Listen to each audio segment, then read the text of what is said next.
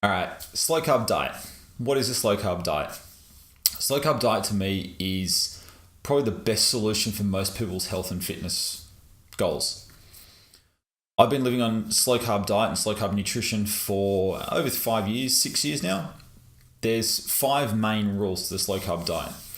The beauty with slow carb diet is very flexible. It's very adaptable to your day-to-day life. And for most people, the food you eat on it really isn't that much different to what you generally eat now anyway. The five main rules, probably one of the most important, is no white foods. This goes for any foods that can or have been white at some point. So grains, pasta, rice, your oats, things like that. Anything that can be white. The only exception to that rule is your cauliflower. Cauliflower is fine, you can eat as much of it as you want. Any of your sugars, dairy, cream, cheese, anything like that, cut it out altogether. Your second rule is to not drink your calories. A lot of people fall into the trap of having fruit juice to get their sweet fix and stuff like that, sugars in their teas, milk in their teas, those sort of things. It's a very, very slippery slope to get into. Once you get into the process of the slow carb nutrition, having those sort of things are really kind of going to work against you anyway. You want to cut all your sugars out in terms of what you're drinking. So your soft drinks and fruit juice and stuff like that. You need to cut those out as well. I know it sounds all doom and gloom, but it does get better. Stick with me. Your third rule is to stay clear of fruit. Fruit, yes, it is healthy for you in some aspects. It has a lot of sugar content in it. Natural sugars they are, but they're still full of sugars. Your fructose still responds in the body the same as any sort of added white sugar does. You need to cut out as much fruit as you can. There are ways of getting all the nutrients and vitamins and minerals that you normally get in your fruit. There are other ways of getting that through other foods. Unfortunately, there's a lot of misinformation that you need fruit, you need this, you need that. It's not necessarily true. Rule number 4 is eating the same meals as frequently as possible. As the old KISS, the old KISS acronym goes, keep it simple. If you actually look at your day-to-day meals now, in reality, most people don't eat more than maybe 8-10 different meals over the course of a couple of weeks anyway. Everyone generally repeats the same kind of breakfast, and most people have had the same sort of breakfast for the last 5-10 years, despite they don't even notice it. Most people eat the same sort of range of dinners and lunches. We're creatures of habits. Once we find a meal we like, we generally stick to it, and we stick to it for a very long time until something changes that. So keep your meals nice and simple, keep them repetitive. Generally, I have 5 to 6 different meals that I have. I'll cycle them through and I'll repeat them time and time. I have them sitting there, I prep the stuff for them, and it's all there ready to go. So if I really don't feel like what I had planned for dinner tonight, I can have something else that I feel, I want a little bit more. It keeps it nice and simple, and it stops you overthinking things. Nutrition is something that people tend to overthink quite a lot.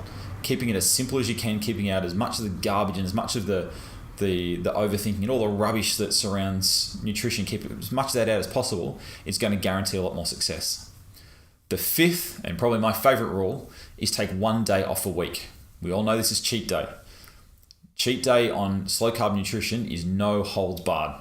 Literally anything goes. We don't count calories at all during slow carb nutrition. There's really no point to counting them. There's especially no counting calories on cheat day. I don't care what you have. Get up and have chocolate eclairs for breakfast. Have pizza for lunch. Have Maccas for dinner. I don't care. Eat as much as you want. There is actually a scientific reason to this. Short of the mental side, we're all going to crack at some point. If you're sticking to a strict nutrition plan, you will crack at some point.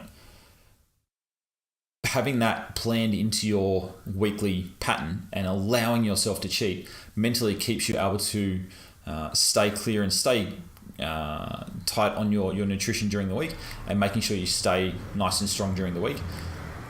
It also means that if you see something through the week that you want to cheat on, you don't have to say no. You're just telling yourself, look, just not now. Put it aside. I have a little notepad I write down. If I get a craving for something during the week, I'll write it down on a notepad, write it in my phone, send it to my wife, whatever it happens to be. Keep note of that. Come Friday night, Saturday morning, we do our shopping, I get all the stuff for cheat day. Whatever is on my list, I'm getting that, and I'm digging into it on Saturday. Saturdays, for me, are my cheat day generally. No holds barred. Anything goes, whatever you want, go for it. Yes, you will put weight on after this. The weight you put on after cheat day generally is going to be more of a water weight. It's going to be 9 out of 10 times you're going to lose it by the Tuesday, Wednesday of the following week. This is going off Saturdays as the cheat day for me. A lot of it is just residual carbs that are hanging around your body. Your body will flush them out once you're in the routine of a good slow carb nutrition. Your body will flush them out. It won't hold on to them. You're not going to go 2 steps forward, 1 step back the whole time. By the end of the week, you would have lost what you've lost the week before, plus a bit more before you start your next cheat day. So there's no worries about getting up Sunday morning and go, oh my God, I've put 3 kilos on. And I have done that before on a cheat day. Generally, cheat days for me, I put on 1 kilo, maybe 1.5 kilos, but I'll lose that by Monday night, Tuesday morning, and I'll lose extra the week out or for the rest of the week. So 5 main rules: stay clear of white stuff. I know for a lot of people this can be hard, but it's a really, really big key. Make sure you keep your meals nice and simple. Stick to the same 4, 5, 6 at a stretch meals. Stay away from your fruit. Don't drink your calories. Really, really be careful of this one. It's one you can slip into really quickly and really easily. Your flavored waters and stuff like that, they ain't just water. There's a whole bunch of sugar in them as well. Have a look at the nutrition data on the back, so be really careful of that one. And keep your cheat day as fun as possible. Have as much fun as you can on your Saturday, Sunday, whatever your cheat day is. The first time you get into this, try and set your cheat day for at least 5 days after you start it.